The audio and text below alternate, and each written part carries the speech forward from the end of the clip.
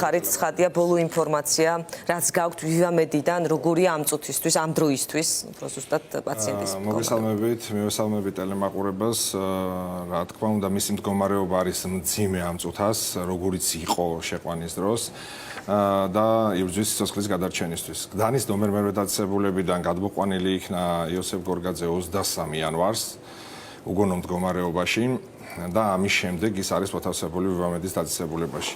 ოჯახ მე პირადად დამიკავშირდა ციხიდან.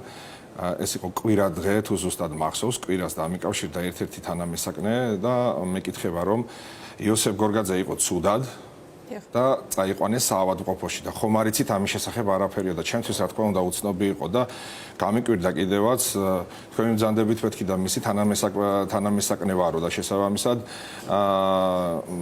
მაინტერესებსო როგორ არისო მისი მდგომარეობაო და ჩემთვის უცნობია მეთქი ეს და არ ვიცი მეთქი და მოვიკითხავთქო. შემდეგ მე პირადად დაჯავშნილი მქონდა შეხვედრა მასთან ორშაბათს და ისედაც უნდა შევხედროდი თუ ზოგადად საქმესთან დაკავშირებით იმ საქმეზე რომელს საქმეზეც ის არის დაკავებული. გავარკვიე რომ ორშაბათს უკვე რომ გადმოყვანილი იყო ვივამედის კლინიკაში. ოჯახისთვის არ უცნობებია. ჩაგეკითხებით ეს ინფორმაცია ხომ ციხის ადმინისტრაციისგან უნდა მიგეღოთ თქვენ ოჯახს. ციხის ადმინისტრაციას ჰქონდა იმის შესაძლებლობა რომ რა თქმა უნდა ოჯახისთვის ეცნობებინა, ჩემთვისაც ვალდებულებაც ჰქონდათ რომ ეცნობებინა, ჩემთვისაც რომ ეცნობებინათ. დაგვიანებით და პატიმრისგან ეს არ უნდა გამეგოთ. პატიმრისგან არ უნდა გამეგო რა თქმა უნდა. და რომ გავიგეთ ეს მდგომარეობა, ესე იგი ვივამედის კლინიკაში გამოცხადე ეგრევე და ხელმძღვანელობამ და ექიმებმა მითხრეს რომ ვივამედის კლინიკაში შემოვიდა თავის ესე რომ ვთქვათ ინსულტით არის შემოსული და როდესაც გავესაუბრე მე ექიმებს და შესაბამისი დოკუმენტაცია ავიღე განცხადებით როცა მივმართე თქვენ იქ წერია რომ არანაირი ინსულტი ამ ადამიანს არ აქვს. არ უხსენებიათ საერთოდ ფიზიკური ძალადობა მასზე არ უხსენებია დაწესებულებას აქვს ინსულტი არა და ამ ადამიანს ინსულტი საერთოდ არ აღენიშნება. არ წერია ეს მის დიაგნოზში. არ წერია ეს მის დიაგნოზში რომელიც გასცა შემდგომ ვივამედის კლინიკამ. საუბარი არის ფორმა 100-ზე.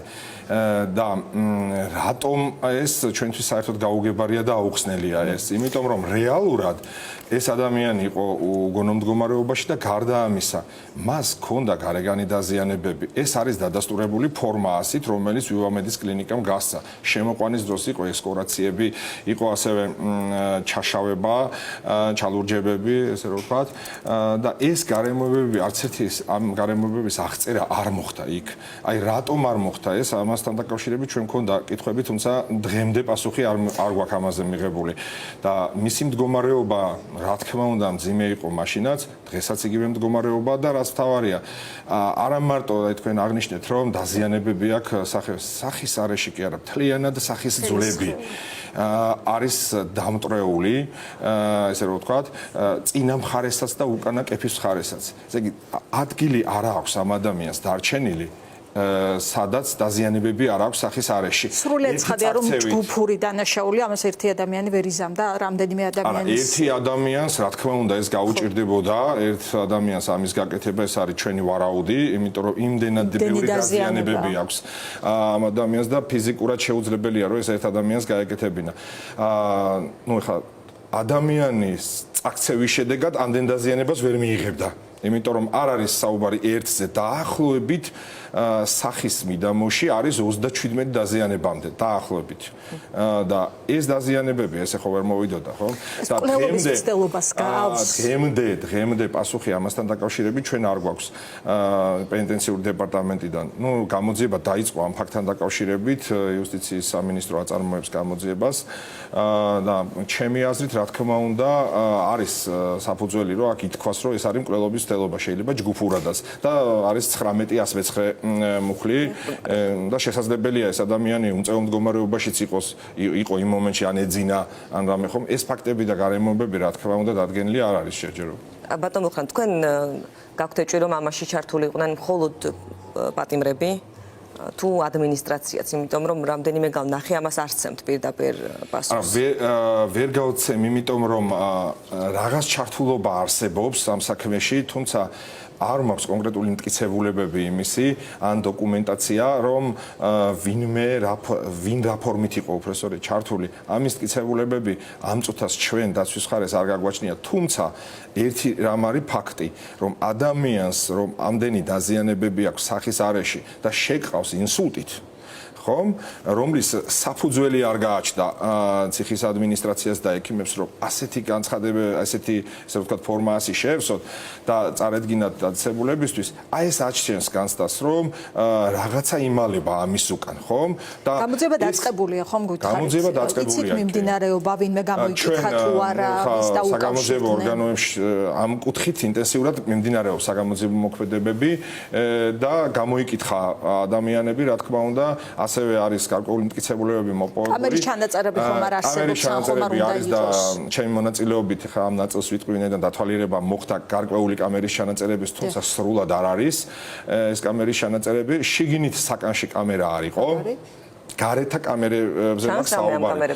გამოყვანის დროს ადამიანი აშკარად ჩანს, რომ არის უგონო მდგომარეობაში. აშკარაა ეს რომ საიდან გამოყვანის დროს საკნიდან გამოყვანის დროს ის გამოყავდა ის ბადრაგებს გამოყავს ექიმებიც არიან როდესაც უკვე უნდა გადაეყვანათ საავადმყოფოში როდესაც უნდა გადაეყვანათ ამ დროს ის არის საკაცით კი საკაცით რო დააკვირდება ადამიანი ხელები ჩამოშვებული აქვს თავს ვერ იჭერს ესე იგი ეს იმას ნიშნავს რომ ის არის უგონო მდგომარეობაში ვიდეო მასალიდან ესე რომ ვთქვათ კამერების ჩანაწერებიდან რას ჩანს საკანში არ იყო კამერა საკანში არ იყო კამერა მაგრამ ეს კამერებიც ამოღებული არის გარკვეული ნაწილი ჩვენ მოთხოვნილი გვაქვს ხა და ამოვიღებთო ნუ შეგვპირდნენ ამას რომ ყველაფერს გავაკეთებთ იმისთვის რომ ყველა კამერები ამოვიღოთო მოვითხოვეთ რომ ამოვიღოთ წინა დღეების კამერებიც და შემდეგი 23-ის პერიოდი ეს სრულად ხო შესაძლებელია რომ წინა დღეს მოხდა რაღაცა იმიტომ რომ ეს თავის დაზიანება შეიძლება ადამიანს მიიღო თუნდაც დაზიანებები წინა დღეს მიაყენეს და მერე გახდათ ცუდად ყველა ვარიანტი შეიძლება რომ იქნეს საკანში რამდენი პატიმარი იყო საკანში მასთან საკანში მასთან იყო ორი პატიმარი ჩემი ინფორმაციით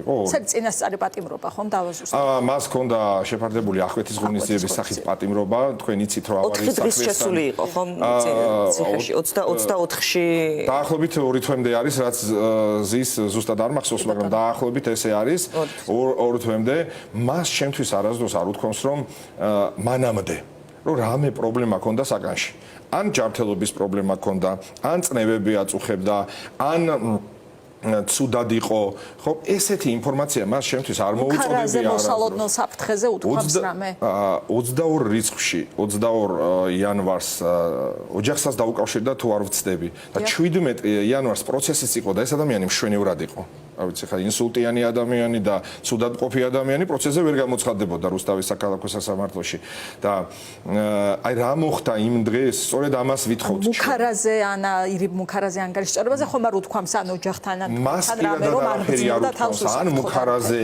ან რამე ვინმეს მხრიდან დამუქრებაზე არაფერი არ უთქვამს და ეს ხდება ეს ეგრევე 23 რიცხვში ხდება მისი გადმოყვანა შუა დღეს ხდება ეს ამბავი და შემდეგ ხდება პირდაპირ გადმოყვანა და რაც მთავარია ну ეხლა რაც პენიტენციურმა დეპარტამენტმა გაავრცელა ინფორმაცია რომ თურმე მას ჰქონდა ჯანმრთელობის პრობლემები და ასევე ჰქონდა პრობლემა წნევები აწუხებდა ჰქონდა ასევე ინსულტის ნიშნები და ასე შემდეგ სად არის ამის მტკიცებულება გამოაქვეყნონ და გვანახონ წნევა შეიძლება ზოგადად ჰქონდეს ადამიანს თუმცა ოჯახის განმარტებით მას წნევები საერთოდ არ აწუხებდა და არ ყოფილა ესეთი შემთხვევა რომ წნევები ჰქონდა მაღალი და ამის პრობლემა ჰქონდა იქ ჩანაწერები ხო არსებობს ამასთან დაკავშირებით ეს პრობლემები იყო აი დაუშვათ რომ ვთქვათ აწუხებდა წნევები ხომ და რაღაც პრობლემები ჰქონდა ჯანმრთელობის დაზიანებები რა შუაშია ამასთან ადამიანს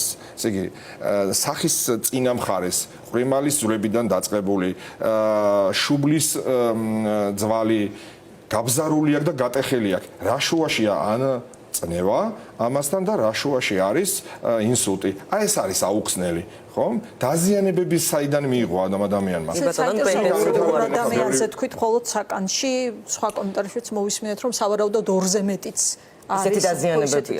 ხო, ну შეიძლება ორ ადამიანსაც მიეყენებინა, ხამას ვერ გამოურიცხავ. ეს ვარაუდებია, ჩვენ ესე პირდაპირ ხელს ამ წუთას ვერავის ვერ დავადებთ, იმიტომ რომ რეალურად ეს არის გამოძიების პრეროგატივა რომ დაადგინოს, თუმცა ეხლა გამოძიების ინტერესებიდან გამომდინარე, რა თქმა უნდა, მე დეტალებზე არ ვისაუბრებ ამ საქმის, რაზედაც გამოძიება მიმდინარეობს, მაგრამ გვაქვს ჩვენ ინფორმაცია, რომ ну ვითომ წაიქცა ეს ადამიანი ამ ვერსიაზე მუშაობს გამოძიება? ყველა ვერსიაზე მუშაობს, მაგრამ გააქვთ ობიექტურობის იმედი? მე ჩვენ ვინაიდან ძალიან აშკარად არის სახელზე ადამიანის ოჯახის მოთხოვნა, რომ ამ საქმეზე უნდა დადგინდეს ობიექტური ჭეშმარიტება. ჩვენი მივაწოდეთ გამოძიებას ინფორმაცია, რომ ჩვენი მოთხოვნები რაც იქნება, უთხარით რომ ეს უნდა შესრულდეს ყველა მოთხოვნა, რაც იქნება მტკიცებულებების მოპოვების ნაწილში, ასევე იმ ნაწილში რომ ყველა უნდა იქნეს გამოკითხული, ექსპერტიზები უნდა დაინიშნოს, რომ ერთი წაქცევით აი ეს წაქცევის ვერსია აღარ დაასრულეთ რა კონტექსტში ახსენეთ. ერთი წაქცევით შეეძლო თუ არა ადამიანს მიეღო ის დაზიანებები, რაც მას აქვს. აი ეს არის, იმიტომ რომ ეს ჩვენ გვაქვს ინფორმაცია, რომ სავარაუდოდ ეს ვერსიაც განიხილება ამ ნაწილში და გამორიცხულია იმ დაზიანებებით. მე მანამდე კომენტარიც არ გამიკეთებია ამასთან დაკავშირებით. ოჯახსაც არ სურდა საუბარი. არავის არ გაუკეთებია, სანამ მე ფორმასი არ ავიღე. იმიტომ რომ მტკიცებულებების გარეშე არ მსურდა საუბარი. ხო შეიძლებოდა რომ ადამიანი მართლა წაქცევის შედეგად მიეღო დაზიანებები პირობითად, მაგრამ როგორ შეიძლება 17 მოტეხილობა კონდეს სახის მიდამოში ადამიანს და დააბრალო ისევ მას, რომ მივიდა და კედელს ურტყა თავი? იქ ყელზე კვალზეც საუბრობდნენ ადასტურებთ ამას, რომ შესაძლოა მოხრჩობის მცდელობა. შესაძლებელია ეგეც იყო, იმიტომ რომ ექსკორაცია, სულ ესე რომ ვთქვათ, ექსკორაცია რაც ქონდა მას აღწერილი არის ფორმაში. ეს არის ყელის მიდამოში, თავის არეშიც ქონდა და ასევე ქონდა პატარა სისხლნაჟღენთი კვალი. ნუ ფორმაში არის მითითებული, რომ ასევე ამასთან დაკავშირებით რომ წარბი ქონდაო გახეთქილიო. ოღონდ ეს მოხდაო, როდესაც მანქანაში ჩავსვითო საავადმყოფოს მანქანას, იქო ღებინება დაეწყო და შესაბამისად წაიქცაო. ადამიანი, რომელიც გათეშულ მდგომარეობაში იყო და საერთოდ რეაგირება არ ქონდა, როგორ უნდა წამომდგარიყო და როგორ უნდა მიერტყა სადმე თავი. თუმცა ეს ეგ დაზიანება არაფერი არ არის. ეს არის პატარა ნახეთქი ჭრილობა, აქ საუბარი არის სახის ძვლების მოტეხილობაზე და არა ერთზე. ადმინისტრაცია მოკლედ უარყოფს ამ ბრალდებებს. ბოლოს მინდა გითხოთ, აი რატომ გაჩნდა ანგარიშწორების ვერსია? რა საფუძველი აქვს ამას? თქვენ იცით რომ იმ საქმეზე, სადაც ჩემი დასკვნითი არის ბრალდებული, ავარია და 4 გარდაცვალება. გაუთხილობით დანაშაულია და გარდაიცვალა სამწუხარო ფაქტი მოხდა, 4 ახალგაზრდა ადამიანი შეეწირა ამ ავტოსაგზაო შემთხვევას. და ბუნებრივია რომ ჩდება ახლა ვერსიები ამასთან დაკავშირებით. თუმცა მე პირადად, ახლა პირდაპირ მინდა ვთქვა, რომ მე პირადად ამის არც მტკიცებულება გამაჩნია, არც საფუძველი მაქვს ამ მომენტისთვის, რომ რამე ვთქვა ამასთან დაკავშირებით. თუმცა, რა თქმა უნდა, ეს ვერსიები არსებობს საზოგადოებაში და ამაზე ყველაფერზე პასუხი უნდა გასცეს გამოძიებამ. ყველა კუთხით უნდა იმუშაოს და ჩვენ შევკვირდნენ, არ ვიცი ხა რამდენად შესრულდება ეს, მაგრამ რომ გაკეთდება ყველაფერი.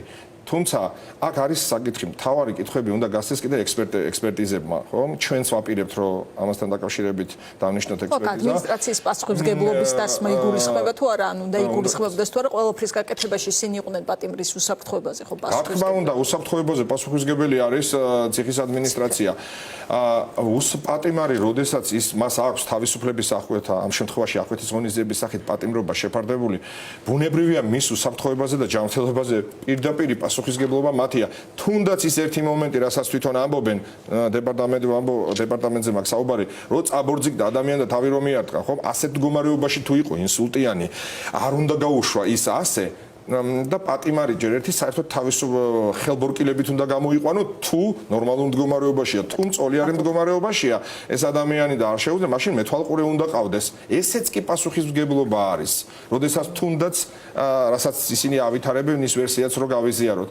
და ოჯახის პოზიცია ჩემთვის ცხადია და იცის საზოგადოებამაც და თქვენთვისაც ცნობილია, რომ ისინი გაჩერებას არ აპირებენ სანამ ამ საქმეზე არ დადგინდება ობიექტური ჭეშმარიტება და თუ ვინმე იტყვის რომ ეს დაზიანებები შეეძლო მას თვითონ მიეყენებინა ან წაქცევით, ან ნებისმიერი ფორმით, ამის განსჯა მიმინდია საზოგადოებისთვის.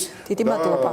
ამაზე მეტი ცხადია მიადევნებს თვალს ამ საქმეს და მეტია იქნება პროგრესი, დადებითი დინამიკა პატიმრის ჯანმრთელობასთან დაკავშირებით.